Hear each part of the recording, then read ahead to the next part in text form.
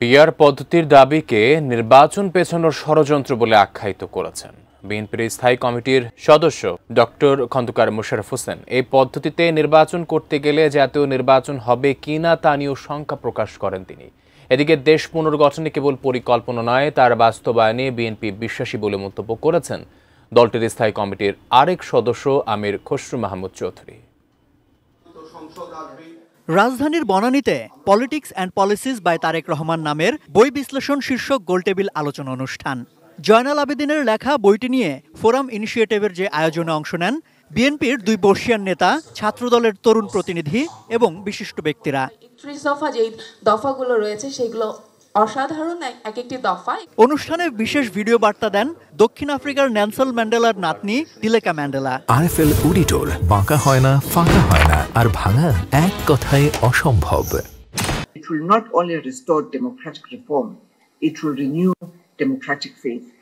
True visions. প্রধান অতিথির বক্তব্যে বিএনপির স্থায়ী কমিটির সদস্য ডক্টর খন্দকার মোশাররফ হোসেন বলেন, পিআর পদ্ধতি কার্যকর হলে তা থেকে নির্বাচিত প্রতিনিধিরা গণমানুষের প্রতিনিধি না হয়ে হবেন দলের প্রতিনিধি। তাই পিআর পদ্ধতি নিয়ে সমসাময়িক রাজনীতির মাঠের আলাপকে জাতীয় নির্বাচনকে পিছিয়ে দেওয়ার ষড়যন্ত্র বলে অভিযোগ করেন তিনি। এখানে কেউ কেউ ষড়যন্ত্র করছে, পিআর লাগবে আগে, কিন্তু ব্যাখ্যা করে না। পিআর হইলে এমনও তো সময় আসতে পারে যে এই দেশে কোনো সরকার গঠন হবে না। এই নির্বাচনকে কেন্দ্র করে ষড়যন্ত্র হচ্ছে। এই ষড়যন্ত্র কিন্তু আমরা মনে করি যে এটা নির্বাচনকে হয় বিলম্বিত করা বা নির্বাচনকে বাতিল করে দেওয়ার ষড়যন্ত্র চলছে। এদিকে বিএনপি সরকারকে নয় বরং দেশবাসীর ক্ষমতায়নে বিশ্বাসী উল্লেখ করে ক্ষমতায় গেলে অন্তর্ভুক্তিমূলক রাজনৈতিক ব্যবস্থা তৈরির লক্ষ্যের কথা জানান দলটির স্থায়ী কমিটির আরেক সদস্য আমির খসরু মাহমুদ চৌধুরী। তিনি বলেন, লেভেল প্লেইং ফিল্ড তৈরির প্রচেষ্টা বাস্তবায়নের পরিকল্পনা করেছে বিএনপি।